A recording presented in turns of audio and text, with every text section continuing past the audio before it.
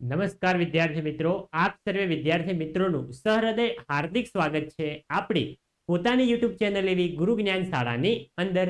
તો વિદ્યાર્થી મિત્રો, આજના આ વિડીયોની અંદર આજે આપણે ધોરણ 9 વિષય છે આપણો હિન્દી, એની અંદર ચેપ્ટર નંબર 8 જે છે સરસ મજાનું કે ગુલમર્ગ કી ખિડકી સે એક રાત, એનું આજે આપણે સ્વાધ્યાયનું સંપૂર્ણ સોલ્યુશન આ વિડીયોની અંદર સંપૂર્ણ જોવાના છીએ. તો વિડીયોને તમારે છેલ્લે સુધી સ્કીપ કર્યા વગર પૂરેપૂરો જોવાનો છે. અને હા, જો તમે ચેનલ ઉપર નવા હોય તો ચેનલને અચૂકથી સબસ્ક્રાઇબ કરી લેવાની છે, કારણ કે આગળ અમારી ચેનલ તમને ખૂબ જ યુઝફુલ રહેવાની છે. તો જોઈએ આપણું સ્વાધ્યાય. એમાં ફર્સ્ટ જે છે કે નિમ્નલિખિત પ્રશ્નો के उत्तर एक एक वाक्य में लिखिए. એમાં ફર્સ્ટ કે गुलमर्ग का भौगोलिक वातावरण कैसा है? तो गुलमर्ग ऊंचाई पर पहाड़ियों से घिरा हुआ ठंडा स्थान है, एक हिल स्टेशन છે. આગળ જોઈએ બીજો કે लेखक ने गुलमर्ग के साथ व्यक्ति की आत्मीयता बढ़ने का क्या कारण बताया है? तो जो है लेखक ने गुलमर्ग के साथ अपार आकर्षण को उसके साथ व्यक्ति की आत्मीयता बढ़ने का कारण बताया है. तीजो, खिड़की के पास खड़ा लेखक बरसाती घटा को देखकर किस बात की प्रतीक्षा करने लगा? तो खिड़की के पास खड़ा लेखक बरसाती घटा को देखकर इस बात की प्रतीक्षा करने लगा कि वह घटा उस तक पहुंचे और उसे अपने में लपेट ले. आगे જોઈએ આપણે. आगे से चौथो कि तूफानों ने एकाएक रुक जाने पर लेखक को कैसा अनुभव हुआ? तो तूफान के एकाएक रुक जाने पर लेखक को ऐसा अनुभव हुआ जैसे उसका दम घुटने लगा हो. पांचमो છે लेखक को किस बात का अफसोस हुआ? लेखक ने कई बातનો अफसोस થયો. तो लेखक को इस बात का अफसोस हुआ कि वह बरसाती घटा उसके बराबर नहीं हो सकी. આગળ જોઈએ આપણે. આગળ છે છઠ્ઠો કે લેખક ने गुलमर्ग की પગદંડીઓ के लिए क्या उपमा दी है? પગદંડી એટલે કે નાનો રસ્તો હોય ને, જે આપણે ચાલી શકતા હોય. जो तो लेखक ने गुलमर्ग की पगडंडियों के लिए पतली पतली नरम बाहों की उपमा दी है. प्रश्न 2, निम्नलिखित प्रश्नों के उत्तर 2-3 वाक्यों में लिखिए. એમાં પહેલો कि गुलमर्ग से विदा लेते समय सैलानियों को कैसा एहसास होता है? જ્યારે ગુલમર્ગ થી જ્યારે પોતાના ઘર તરફ પાછું ફરવાનું હોય છે ત્યારે જે ફરવા આવેલા જે પ્રવાસીઓ છે એને કેવો અનુભવ થતો હોય છે? तो गुलमर्ग में रहते हुए सैलानियों को उससे गहरी आत्मीयता हो जाती है, इसीलिए वहां से विदा लेते समय उन्हें अपने आप से बिछुड़ने का अनुभव होता है. आगे જોઈએ. आगे से बीजो के लेखक ने गुलमर्ग के दिन को वाचाल क्यों कहा है? तो गुलमर्ग में रात आते ही सब कुछ खामोश हो जाता है. दिन में सैलानियों के कारण वहां बहुत चहल पहल रहती है, इसीलिए लेखक ने गुलमर्ग के दिन को वाचाल कहा है. जो जो कि सैलानी कब और क्यों सिहर जाते हैं? तो सैलानी बर्फबारी होने पर अत्यंत ठंडक होने के कारण सिहर जाते हैं. आगे જોઈએ આપણે. चौथो कि लेखक की प्रतीक्षा असफल क्यों हुई?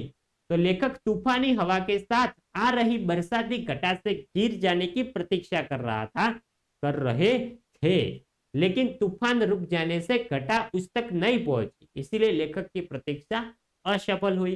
અને વિદ્યાર્થી મિત્રો, જે આપણું સ્વાધ્યાય છે એ મિત્રો આપણી પરીક્ષા માટે પણ ખૂબ જ મોસ્ટ એમબી છે એવું નથી. હિન્દી વિષયની અંદર તમારા 9ના 7 વિષયમાં જે સ્વાધ્યાય છે પરીક્ષા માટે આટલી મોસ્ટ એમબી હોય છે. તો તમારે સ્વાધ્યાય તો સૌપ્રથમ પરીક્ષાની તૈયારી તમે કરતા હોય તો સૌપ્રથમ તમારે સ્વાધ્યાય ક્લિયર કટ કરી લેવાના છે. અને જો તમે અમારી ચેનલ સાથે જોડાયેલા છો તો તમને આવનારી પરીક્ષાની અંદર મોસ્ટ એમબી મોડેલ પેપર પણ અમે તમને આપીશું, જે તમને 100% લાભ કરાવશે એક્ઝામની અંદર. જો એ પ્રશ્ન 3 કે નિમ્નલિખિત પ્રશ્નો के 4-5 वाक्य में उत्तर लिखिए. तो આ પ્રશ્ન જે જવાબો છે જોઈ શકો છો, મોટા જવાબો છે. જો આપણે સંપૂર્ણ વાંચવા જઈશું વિડિયો લોંગ બની જશે ને તમારા માટે પણ બોરિંગ રહેશે. માટે તમારે શું કરવાનું છે? વિડિયો સ્ટોપ કરી સંપૂર્ણ પ્રશ્નના જવાબો એકવાર વાંચી લો, સમજી લો, પછી જેટલું યાદ રહે એટલું તમારે જાતે લખવાનું છે. પછી યાદ ના રહે તો પછી તમે વિડિયોનો સહારો લઈ પ્રશ્નો લખી શકો છો. બાકી પહેલી વાર બેઠે બેઠું જોઈ કોપી પેસ્ટ કરવાનું નથી આપણે. पहला प्रश्न है कि लेखक ऐसा क्यों कहते हैं कि गुलमर्ग को कभी पूरा देखा नहीं जा सकता? જોઈ શકો છો આનું પણ તમને સંપૂર્ણ કારણ અહીંયા આપેલું છે. આગળ જોઈએ. બીજો, दिन में गुलमर्ग की शोभा का वर्णन अपने शब्दों में कीजिए. तो પાઠના આધારે દિવસની જે ગુલમર્ગની જે શોભા છે એના જે લીલોતરી છે, ચારે બાજુ વરસાદનો માહોલ હોય અને ગુલમર્ગની જે શોભા છે આપણે આપણા શબ્દોની અંદર વર્ણન કરવાનું. જો તમે ગયા હોય તો તમે તમારા અનુભવ પરથી લખવાનું છે, અને જો ના ગયા હોય તો આપણે પાઠના આધારે લખવાનું છે. એકદમ સિंपल છે. तीजो, प्रकाश बादल तथा हवा के कारण गुलमर्ग दर्शन में आए रोमांच का वर्णन कीजिए. तो आ प्रश्न આપણે જોઈએ तो गुलमर्ग प्रकृति की क्रीड़ा स्थली है. बर्फ से ढके पहाड़ों पर सूर्य का प्रकाश सुनहली आभा प्रकट करता है. आकाश से बरसते बर्फ के पारदर्शक कण प्रकाश में उज्जवल हो उठते हैं. बादलों के समूह आकाश में ऐसे विचरते हैं जैसे नन्हे नन्हे द्वीप इधर उधर भटक रहे हो. सुहावनी लगने वाली हवा एकाएक तूफान का रूप ले लेती है. तेज हवा के साथ बरसाती घटाएं तेजी से आगे बढ़ती है. बीच बीच में बिजली भी कौंधने लगती है. इस प्रकार प्रकाश, बादल और हवा के कारण गुलमर्ग एक अनोखे रोमांच से भर जाता है. આગળ જોઈએ આપણે. આગળ છે પ્રશ્ન 4 કે નિમ્નલિખિત વાક્યોं का आशय स्पष्ट कीजिए. એટલે કે એનો આપણે અર્થ આપવાનો છે, ભાવાર્થ. પહેલો, गुलमर्ग में सपने फूल बनकर उगते हैं. हरियाली के आर पार लाल लाल छतों के ऊपर आकाश में. तो આપણે અર્થ જોઈએ કે એ વાક્ય શું કહેવા માંગે છે. तो गुलमर्ग के रंगीन फूलों रंगीन और सुंदर सपनों की तरह होते हैं. हरी भरी घास पर दूर दूर तक फूल ही फूल दिखाई देते हैं. लाल रंग की छतों पर भी फूल नजर आते हैं. गुलमर्ग જે મિત્રો એક ફૂલોનું શહેર છે.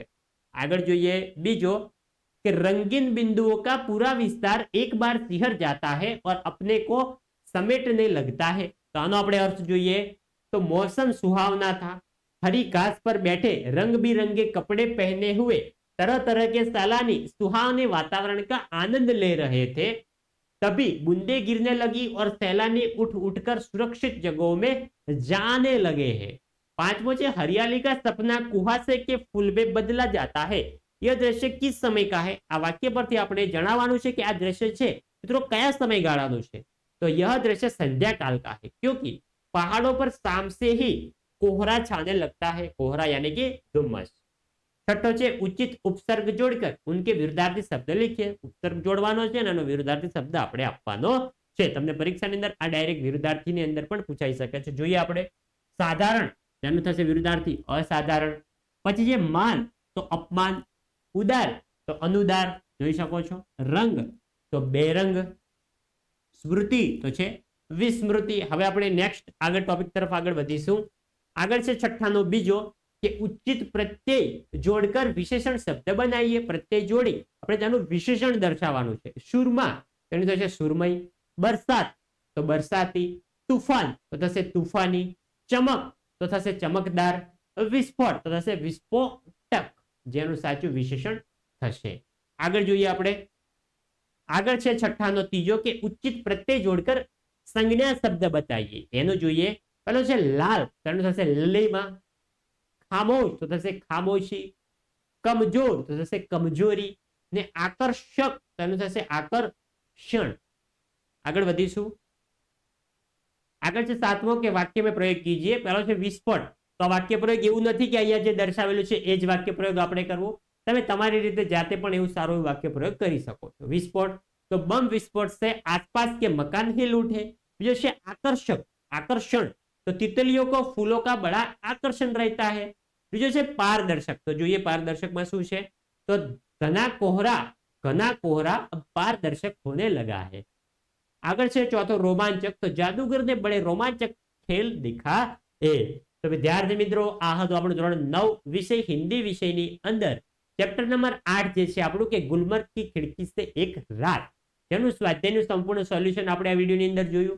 તો વિડીયો તમને સારો લાગ્યો હોય તો વિડીયોને અચૂકથી લાઈક કરીને જવાનું છે. ચેનલ ઉપર નવા હોય તો ચેનલને પણ અચૂકથી સબસ્ક્રાઇબ કરીને જવાનું છે. મળીશું આવા જ યુઝફુલ વિડીયો સાથે. ત્યાં સુધી આવજો. જય હિન્દ, જય ભારત.